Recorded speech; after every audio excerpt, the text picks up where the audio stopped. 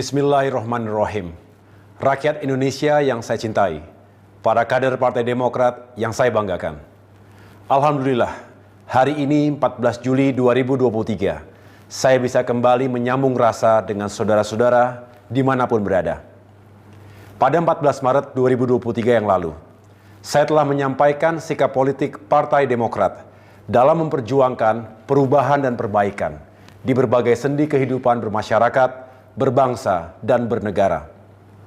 Kali ini saya ingin kembali menyampaikan gagasan tentang masa depan Indonesia. Kita tahu, 7 bulan lagi pemilu akan digelar. Rakyat akan memilih para pemimpinnya, baik presiden dan wakil presiden maupun para wakil rakyat di DPR dan DPD. Kita berharap rakyat tidak salah pilih, karena akan menentukan masa depan Indonesia 5 tahun berikutnya. Tema pidato politik saya ini adalah agenda perubahan.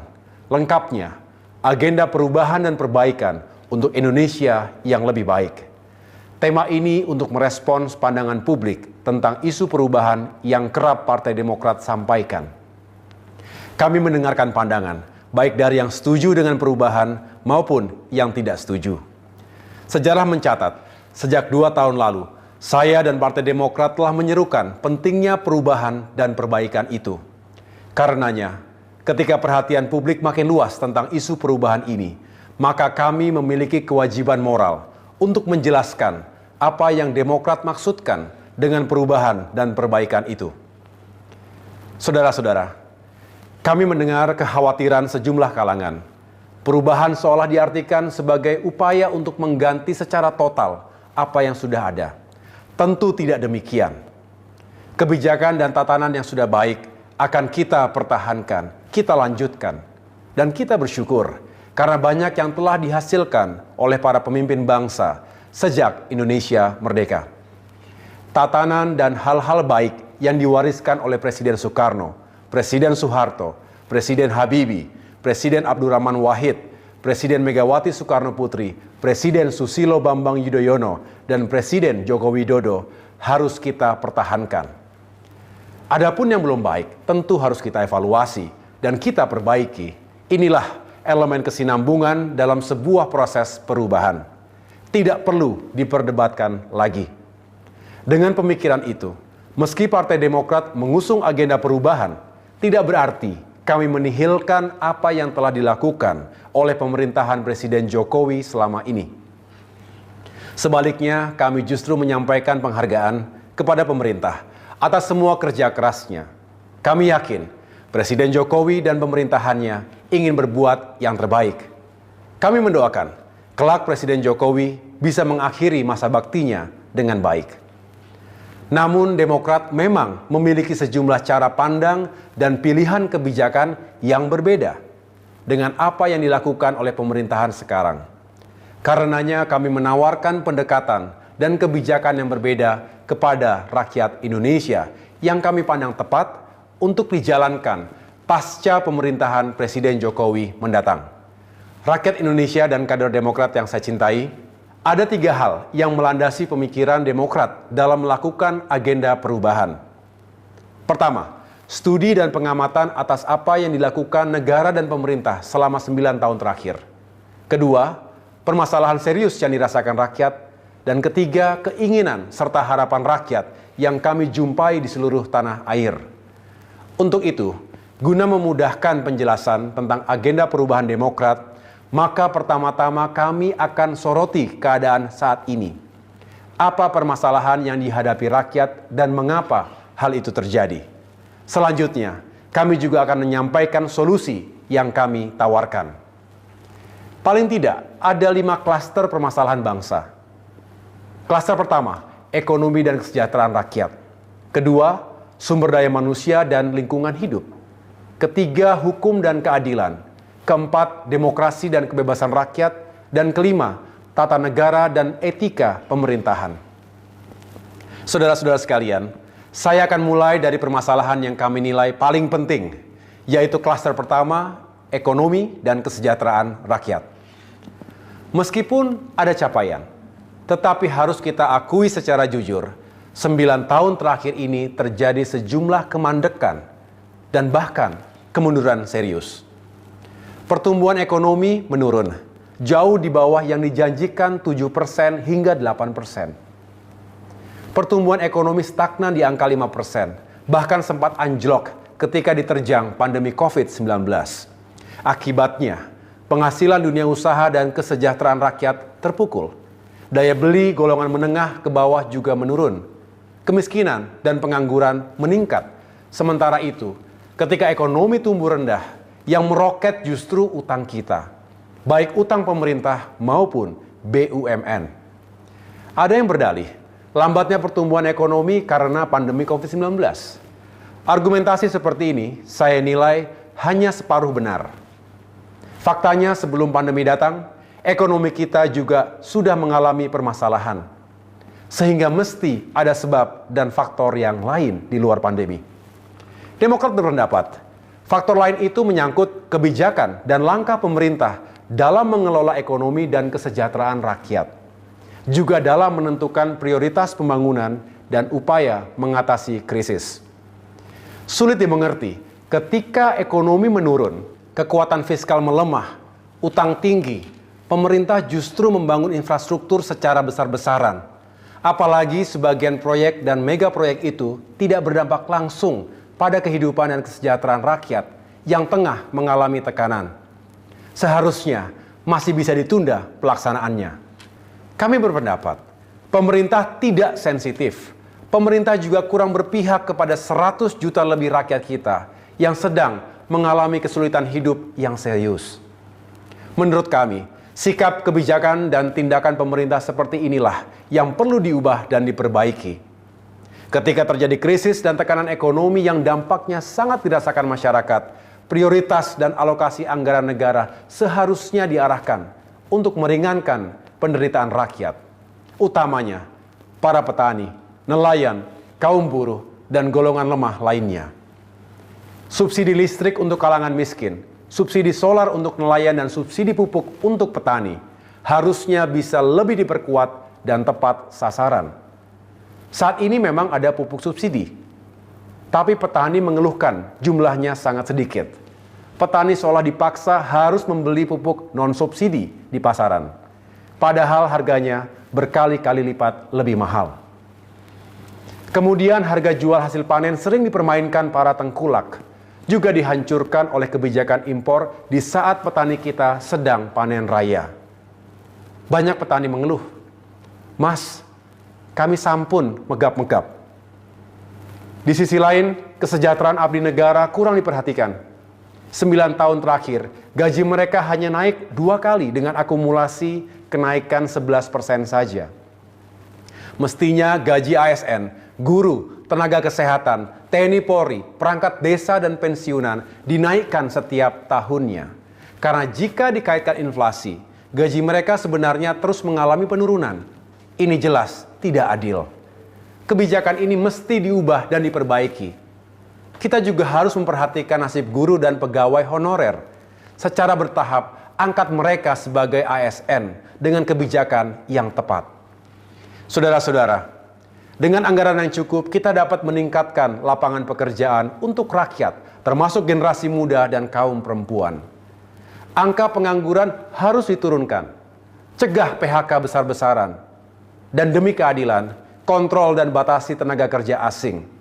Ketika terjadi krisis ekonomi, semestinya pemerintah memberikan insentif fiskal dan keringanan pajak kepada dunia usaha, bukan sebaliknya digenjot. Negara juga perlu meningkatkan perlindungan dan bantuan kepada puluhan juta UMKM melalui pelatihan, akses permodalan, dan pemasaran. Kredit usaha rakyat perlu ditingkatkan jumlahnya dan diperbaiki penyalurannya. Tingkatkan kemitraan antara usaha besar dengan UMKM. Bantu pedagang-pedagang kecil dan angkutan kota. Sementara itu, untuk menjaga daya beli masyarakat yang menderita karena tekanan ekonomi, maka kita perlu melanjutkan dan menghidupkan kembali semua program pro-rakyat era pemerintahan Presiden SBY. Program-program itu antara lain BLT, BLSM, BPJS, bantuan lansia, difabel, dan korban bencana, PKH, Raskin, KUR, PNPM, dan lainnya. Dengan kebijakan yang berorientasi pada kesejahteraan rakyat tersebut, kita bisa meningkatkan kembali pertumbuhan ekonomi menuju 6%, bahkan lebih. Tapi pertumbuhan ekonomi ini harus dirasakan seluruh rakyat, bukan segelintir kelompok saja. Karena itu, sulit diterima akal sehat saat ekonomi tertekan pandemi, alokasi APBN untuk infrastruktur justru lebih besar dibandingkan anggaran kesehatan. Seolah proyek infrastruktur diutamakan, sedangkan nasib rakyat diabaikan. Diperlukan pemikiran yang rasional dan arif dalam penentuan prioritas dan pengelolaan anggaran negara. Lebih baik kita fokus pada peningkatan penghasilan dan daya beli rakyat, agar ekonomi terus bergerak dan tetap tumbuh. Kalau ekonomi tumbuh, penerimaan negara juga akan meningkat, pengangguran dan kemiskinan akan berkurang. Salah satu faktor penting pendorong pertumbuhan ekonomi nasional itu adalah investasi. Kita harus menggalakkan dan meningkatkan investasi agar tercipta lapangan kerja yang lebih luas, serta penerimaan pajak yang lebih besar. Untuk itu, iklim investasi harus terus diperbaiki, termasuk kepastian di bidang hukum dan birokrasi. Kami tahu, pemerintah telah bekerja keras untuk meningkatkan investasi nasional. Tapi Demokrat mengingatkan, untuk menjaga keseimbangan antara penggunaan modal dalam negeri dan asing. Terlalu dominannya modal asing, apalagi tidak disertai dengan kuatnya perjanjian dalam kontrak, bisa sangat merugikan negara dan rakyat kita. Saat ini, pelibatan investor asing di usaha energi dan sumber daya mineral, bidang pembangunan infrastruktur, kesehatan, perkebunan, dan lain-lain dinilai terlalu longgar, sehingga dirasakan kurang adil bagi rakyat.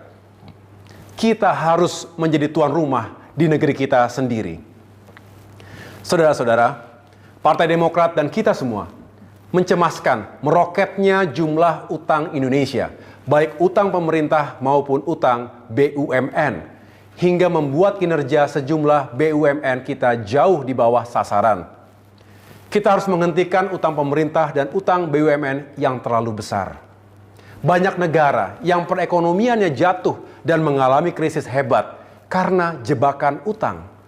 Pemerintah tidak bisa hanya berpikir ekonomi jangka pendek, apalagi tidak memikirkan konsekuensi jangka panjang. Kita harus belajar, banyak negara gagal akibat utang yang ugal-ugalan. Akibat utang meroket, ruang fiskal sempit. Per Maret 2023, utang kita mencapai lebih dari 7.800-an triliun rupiah. Porsi APBN untuk membayar cicilan dan bunga semakin besar.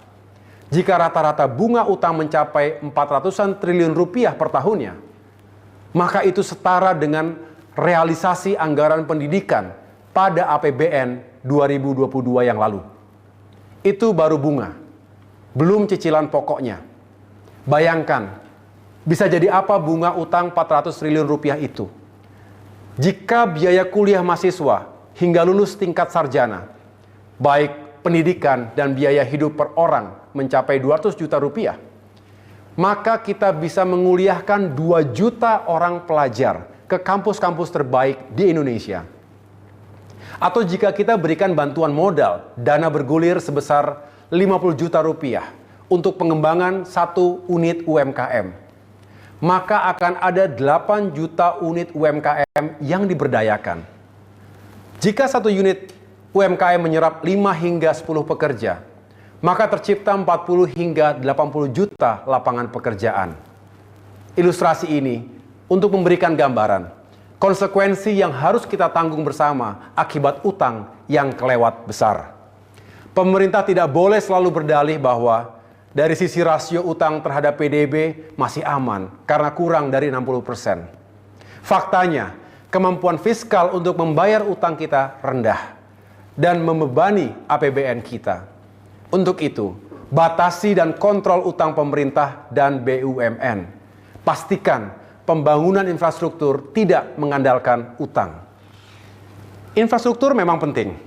Karenanya kita juga harus melanjutkan pembangunan infrastruktur, termasuk infrastruktur perdesaan, seperti yang telah dilakukan oleh pemerintahan-pemerintahan sebelumnya. Tetapi perlu dilakukan perubahan dan perbaikan atas kebijakan pembangunan infrastruktur ini. Pertama, pilih dan prioritaskan infrastruktur apa yang diperlukan dengan tahapan yang rasional. Kedua, pastikan pembiayaan tersedia, baik dari APBN maupun non-APBN. Kerangka pembiayaan bersama atau pembiayaan penuh dari swasta juga sebuah pilihan. Jika harus berutang, utang itu bukanlah komponen paling besar. Ukur kemampuan keuangan kita, jangan besar pasak daripada tiang. Saya yakin pemerintah manapun tak ingin mewariskan utang besar kepada anak cucu kita dan membebani pemerintahan-pemerintahan berikutnya. Ketiga, pastikan infrastruktur yang dibangun memiliki keseimbangan antar sektor, antara nasional dan daerah, serta antara kota dan desa. Guna mencegah ketimpangan infrastruktur kota dan desa, Demokrat berpendapat PNPM mandiri perlu dihidupkan lagi. Pastikan dana desa cukup, serta sesuai dengan kebutuhan desa yang bersangkutan. Saudara-saudara, dapat disimpulkan, agenda perubahan dan perbaikan Partai Demokrat dalam pengelolaan ekonomi dan peningkatan kesejahteraan rakyat mencakup cara pandang, kebijakan, penentuan prioritas, dan juga alokasi anggaran yang adil dan tepat. Rakyat Indonesia dan kader Demokrat yang saya cintai, saya akan masuk bagian kedua pidato ini, terkait kualitas sumber daya manusia dan lingkungan hidup. Demokrat akan terus berjuang agar pembangunan nasional berorientasi pada pembangunan manusia, bukan yang serba benda. Karena SDM adalah kunci utama kemajuan suatu negara. Kita perlu meningkatkan pembangunan SDM Indonesia melalui pendidikan berkualitas dan terjangkau dari sekolah dasar hingga ke perguruan tinggi. Sekolah-sekolah rusak, madrasah dan pesantren yang tidak layak, jangan dibiarkan. Harus kita bangun dan perbaiki. Kita juga harus meningkatkan infrastruktur dan fasilitas kesehatan, serta kualitas dan kemudahan pelayanan kesehatan di seluruh tanah air. Puskesmas dan rumah sakit, kapasitas tenaga kesehatan, infrastruktur serta kesiapan fasilitas medis di berbagai daerah juga harus ditingkatkan. Karena itu, hidupkan kembali dan tingkatkan program-program pro rakyat di bidang pendidikan dan kesehatan era pemerintahan Presiden SBY dulu, seperti program BOS, beasiswa bidik misi, beasiswa santri, beasiswa LPDP, BPJS Kesehatan, dan lainnya. Tingkatkan beasiswa prestasi dan beasiswa untuk golongan kurang mampu. Kerjasama pemerintah, lembaga pendidikan, dan dunia usaha perlu ditingkatkan agar lulusan pendidikan lebih mudah dapat pekerjaan. Yang tidak kalah penting, terkait kebijakan kesehatan nasional. Demokrat berpendapat agar anggaran wajib sebesar minimal 5% dari APBN yang dihapus di Undang-Undang Kesehatan seharusnya dipertahankan. Saya ulangi, harusnya tetap dipertahankan. Saudara-saudara, selanjutnya, kita juga harus peka pada kondisi dunia yang kini tengah mengalami krisis lingkungan. Kita harus menyelamatkan bumi dan lingkungan kita yang semakin terancam oleh krisis iklim. Indonesia tidak kebal karena bangsa kita juga hidup di bumi yang sama. Kita makin merasakan dampak buruk dari perubahan iklim ini. Terjadi berbagai bencana alam, polusi udara, dan pemanasan global yang berdampak buruk pada kualitas tanah untuk pertanian dan perkebunan.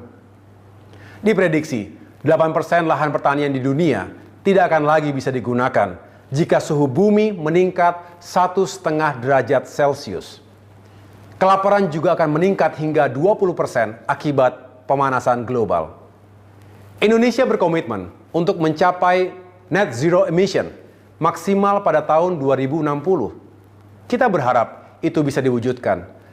Namun mencermati proses yang berjalan saat ini, target waktu tersebut sulit dipenuhi. Karenanya, Indonesia harus melakukan yang terbaik. Demokrat mengajak semua kalangan untuk ikut bertanggung jawab mendorong hadirnya pertumbuhan ekonomi yang berkeadilan dan berkelanjutan, yang berlandaskan 4 pilar: pro pertumbuhan, pro lapangan kerja, pro pengurangan kemiskinan, dan pro lingkungan hidup. Climate action perlu diperluas dan dipercepat untuk mencapai net zero commitment, termasuk mempercepat dekarbonisasi dan transisi energi terbarukan. Negara harus hadir. Pemerintah pusat dan daerah harus konsisten menjalankan kebijakan yang pro lingkungan. Jangan ada lagi undang-undang yang seolah memfasilitasi terjadinya kerusakan alam. Kalau tidak bisa dihentikan, terus kurangi secara signifikan laju deforestasi. Jutaan hektar hutan yang telah dibabat untuk proyek-proyek food estate yang ternyata juga gagal adalah contoh yang tidak baik. Kemudian, Kementerian Lingkungan Hidup yang kini disatukan dengan Kementerian Kehutanan harus dikembalikan sebagai kementerian yang berdiri sendiri. Mengurangi otoritas dan anggaran Kementerian Lingkungan Hidup adalah sebuah sinyal yang keliru. Rakyat Indonesia dan kader Partai Demokrat yang saya cintai, bagian ketiga pidato saya berkaitan dengan hukum dan keadilan di Indonesia. 9 tahun terakhir ini, rakyat merasakan ketidakadilan. Keadilan harus berlaku bagi semua, baik keadilan sosial ekonomi, politik, penegakan hukum, serta keadilan untuk rakyat kecil dan kaum lemah. Demokrat mencermati, penegakan hukum dan pemberantasan korupsi dinilai sering tebang pilih, tajam ke bawah, tumpul ke atas, tajam ke lawan, tumpul ke kawan. Respons negara terhadap para pencari keadilan juga sering berbeda, dikaitkan dengan posisi politik si pencari keadilan. Praktik ini merusak keadilan, etika pemerintahan, dan nilai demokrasi. Untuk itu, kita harus menjamin penegakan hukum, termasuk pemberantasan korupsi, dilaksanakan secara adil dan tidak tebang pilih. Cegah penyalahgunaan kekuasaan dan hentikan penggunaan instrumen hukum untuk kepentingan politik. Di tengah-tengah ketidakpuasan masyarakat terhadap penegakan hukum dan keadilan, Demokrat dengan tulus mengucapkan terima kasih dan penghargaan bagi para penegak hukum yang tetap amanah, objektif, menjunjung kebenaran dan akal sehat sehingga keadilan tetap tegak. Namun demikian, Demokrat berpendapat bahwa perubahan dan perbaikan dalam penegakan hukum perlu terus dilakukan di masa depan. Ingat, ketidakadilan adalah sumber utama dari semua permasalahan. Rakyat Indonesia dan kader Partai Demokrat yang saya cintai, bagian keempat pidato saya adalah terkait demokrasi dan kebebasan rakyat. Partai Demokrat mengamati, akhir-akhir ini telah terjadi kemunduran demokrasi secara fundamental. Demokrasi yang baik dan matang mesti ditandai oleh dihormatinya pranata hukum, dijaminnya kebebasan berbicara, kemerdekaan pers, dan dilindunginya hak-hak asasi manusia. Juga ditandai dengan berlangsungnya pemilu yang bebas, jujur, dan adil, dipegang teguhnya konstitusi, serta paling penting, tercegahnya kekuasaan absolut pada diri pemimpin politik tingkat puncak. Jika merujuk pada nilai dan pilar demokrasi yang saya utarakan, tidaklah sulit mengevaluasi sejauh mana demokrasi kita dijalankan dengan benar. Kini, rakyat takut bicara. Kalangan elit dan golongan menengah juga enggan bicara, karena khawatir bakal diserang secara membabi buta. Lawan politik penguasa diidentikan sebagai musuh negara. Netralitas dan independensi kekuasaan negara dipertanyakan. Tentu banyak yang bertanya, ketika ada niat cawe-cawe pemimpin negeri dalam pemilu 2024 mendatang. Kalau cawe-cawe itu melibatkan instrumen kekuasaan negara dan dinilai tidak adil, jelas nasib demokrasi kita dalam bahaya. Kami berpendapat, segala praktik berpolitik yang menyimpang dari konstitusi dan etika berdemokrasi harus kita cegah bersama. Masih ada waktu. Jangan biarkan kemunduran demokrasi semakin dalam. Jangan terulang prahara besar seperti tahun 1965, 1966, juga tahun 1998, 1999 dulu. Jangan kita lukai perasaan rakyat agar mereka tidak menempuh caranya sendiri dalam memperjuangkan keadilan dan hak politiknya. Untuk itu, kita harus mengembalikan ruang kebebasan untuk rakyat, termasuk kemerdekaan pers. Kita juga harus menjamin hak rakyat untuk berbicara dan berpartisipasi dalam kehidupan bangsa sesuai konstitusi. Hentikan represi negara terhadap rakyat. Tingkatkan kualitas demokrasi berdasarkan nilai-nilai kebebasan, keadaban, dan kemanfaatan. Rakyat Indonesia dan kader Demokrat yang saya banggakan, Bagian kelima atau terakhir dari pidato saya berkaitan dengan perbaikan tata negara dan etika pemerintahan. Undang-Undang Dasar 1945 mengatur kewenangan setiap lembaga negara, termasuk presiden dan jajaran pemerintahannya. Dalam konstitusi yang telah dilakukan 4 kali perubahan, semangat dan prinsip keseimbangan serta kesetaraan antar lembaga harus dijaga, agar tidak kembali lagi ke tatanan era otoritarian dulu. Saat ini ada tanda-tanda bahwa kesetaraan dan keseimbangan antar lembaga negara ini mulai terganggu. Kalangan pemerhati konstitusi dan tata negara mulai melihat tendensi kembalinya konsentrasi kekuasaan di tangan presiden, meski tidak sedalam di era otoritarian dulu. Sejarah memberikan pelajaran, kekuasaan tetap harus dikontrol oleh kekuasaan yang lain agar tidak menciptakan model pemerintahan yang absolut dan totalitarian. Untuk itu, Demokrat bertekad untuk menegakkan kembali kesetaraan dan keseimbangan antar lembaga negara sesuai prinsip checks and balances dalam sistem presidensial. Demokrat juga mencermati etika pejabat negara dan kaidah tata pemerintahan yang baik, good governance. Khususnya dengan apa yang boleh dan tidak boleh dilakukan atau etis dan tidak etis untuk dilakukan oleh para pejabat negara.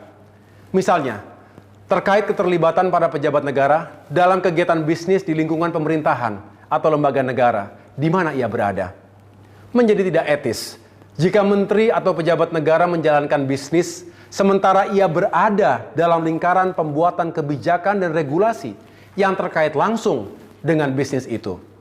Jelas ada konflik kepentingan.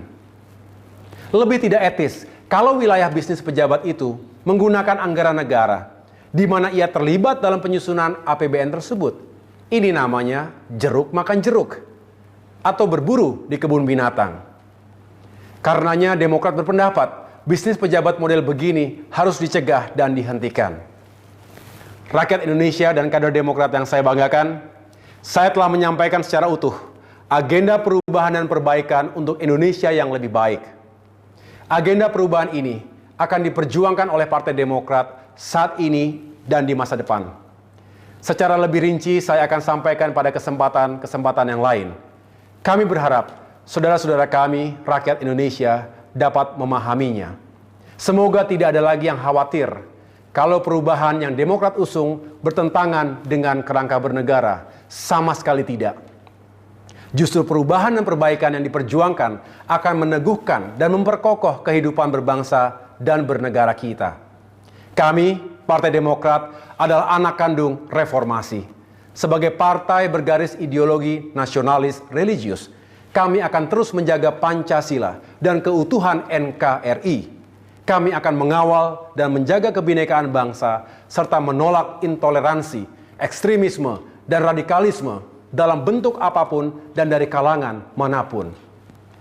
Partai Demokrat pro ekonomi yang berkeadilan dan ramah lingkungan, pro kesejahteraan rakyat, khususnya wong cilik, juga pro keadilan dan pro demokrasi. Itulah jati diri kami. Akhirnya, kami mohon doa restu dan dukungan rakyat agar perjuangan besar ini dapat terwujud. Di atas segalanya, kami memohon ridho dan pertolongan Tuhan Yang Maha Kuasa positif dalam pembangunan Indonesia ke depan. Kepada para kader Demokrat, jadilah motor perubahan dan perbaikan yang siap menghadirkan gelombang dan getaran untuk Indonesia yang lebih baik. Maju negaranya, sejahtera rakyatnya. Mari kita satukan energi dan kekuatan perubahan. Insya Allah, perubahan dan perbaikan akan hadir di Indonesia. Terima kasih. Tuhan bersama kita.